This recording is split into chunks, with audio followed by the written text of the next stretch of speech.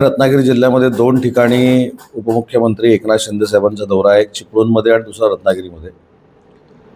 चिपळूणमध्ये महायुतीचे जे खेड, दापोली, मंडणगड, गुहागर, चिपळूण या भागातले जे जिल्हा परिषद पंचायत समितीचे उमेदवार आहेत त्यांच्या प्रचारार्थ इंदिरा गांधी सांस्कृतिक केंद्रामध्ये मेळावा आयोजित केलेला आहे. आणि लांजा, राजापूर, संगमेश्वर आणि रत्नागिरी या उमेदवारांसाठी रत्नागिरीमध्ये मेळावा आयोजित केलेला आहे. माननीय तत्कालीन उपमुख्यमंत्री अजितदादांचं निधन झाल्यामुळं आम्ही ज्या मोठ्या सभा घेणार होतो त्या सभा आम्ही घेत नाही आहोत. साध्या पद्धतीनं आम्ही हे मेळावे करणार आहोत.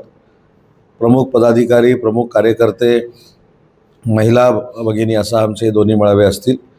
आणि जसं मागच्या वेळी चिपळूणमध्ये येऊन मी सांगितलं होतं की चिपळूणची नगरपालिका ही महायुतीची असेल, तसं आता देखील सांगतो की पंचायत समिती महायुतीची असेल आणि रत्नागिरी जिल्हा परिषदेवर महायुतीचा